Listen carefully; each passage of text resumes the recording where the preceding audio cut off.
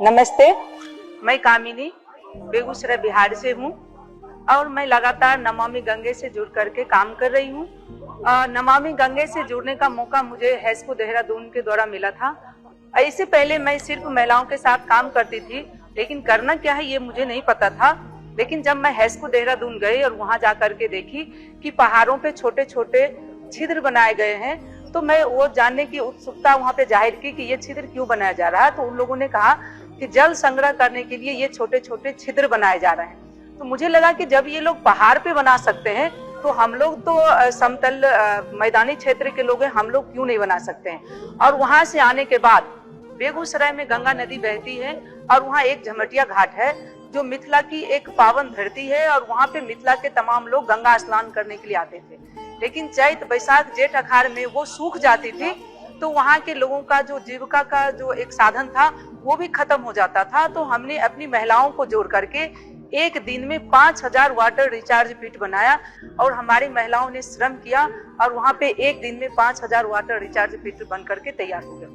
दूसरी हमारी गंगा की ये वहाँ पे समस्या है कि वहाँ पे जल कुंभ भी ज्यादातर होते हैं, तो हमने जल कुंभ भी महिलाओं के सहयोग से उसको सफाई किया।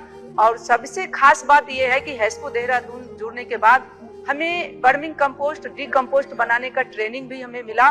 तो हमने उस जल कुंभी से अपने यहाँ खाद तैयार किया है, जिससे महिलाओं को रोजगार का एक साधन भी उत्पन्न हुआ है। और गंगा के किनारे जब हम वाटर रिचार्ज पिट बनाए तो अब सालों भर उसमें पानी रहता है और वो एक रोजगार का स्थल बना है। गंगा के किनारे जितनी भी हमारी महिलाएं दुकान की हैं, चाहे वो पान बेचने वाली हो, फूल बेचने वाली हो, प्रसाद बेचने वाली हो, तो ये छोटा छोटा ही सही, बहुत बड़ा तो हम लोग नहीं कर पाए, लेकिन छोटा छोटा रोजगार का सृजन हमने वहाँ किया। और सबसे बड़ी बात ये है कि गंगा के किनारे जो अन्न का उत्पादन होता है उसको हमने रोजगार से जोड़ा है। जैसे मोटे अनाज में हुआ, मड़ुआ हुआ, सामा हुआ, कोदो हुआ, चीनी हुआ, तो इसका हम लोग मढ़ा बनाया, हमने वहाँ पे लड्डू बनाया और उसको गंगा भोग के रूप में हमने वहाँ पे प्रस्तुत किया और उसकी बिक्री इतनी बड़ी हुई कि आज की तारीख में हमारी महिलाएं वहाँ पे रोजगार करके अपने घर को अच्छे तरीके से चला रही है। तो मसला ये नहीं है कि हल कौन करेगा, मसला ये है कि पहल कौन करेगा। और नमामि गंगे के द्वारा जो ये पहल हुआ, ये हमारी महिलाओं के लिए वरदान साबित हुआ।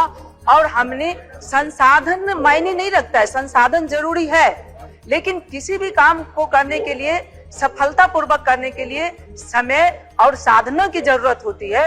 और बेगूसराय बिहार में साधना और समय हमारी महिलाएं पूरे रूप से दे रही है। उसी का प्रतिफल आज है कि हम लोग नेचुरल फार्मिंग अभी 1900 एकड़ में कर रहे हैं।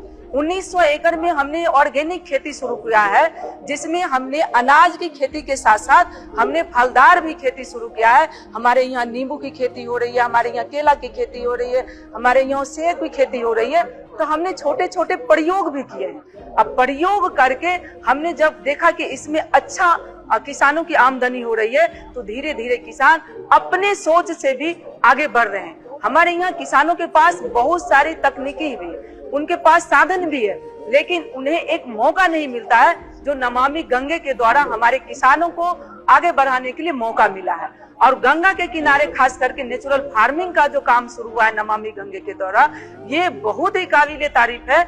और इससे हमें लगता है कि बहुत सारे किसानों के जिंदगी में अभूतपूर्व परिवर्तन हो सकता है। तो हमने गंगा को बचाने के लिए छोटा छोटा ही प्रयास किया है। अब जैसे हम बता दें कि महिलाओं के लिए हमने माई पैड शुरू किया है, जो कि कपड़ों का बना हुआ है, ये रीयूज भी होता है और इसको यदि मिट्टी में हम डालते हैं तो ये खत्म भी हो जाता है। लेकिन यदि पैड का यूज हमारी महिलाएं करती है तो वो पैड गलता नहीं है, और जहाँ पे भी पैड महिलाएं फेंकती है तो वहाँ की मिट्टी को वो बर्बाद कर देता है और मिट्टी के तापमान को बढ़ाता है। यदि मिट्टी हमारी जलती रही तो कितना भी पानी होगा वो जल जो है खत्म हो सकता है। तो हमने छोटा छोटा प्रयास किया है, बहुत बड़ा प्रयास तो हमने किया नहीं है।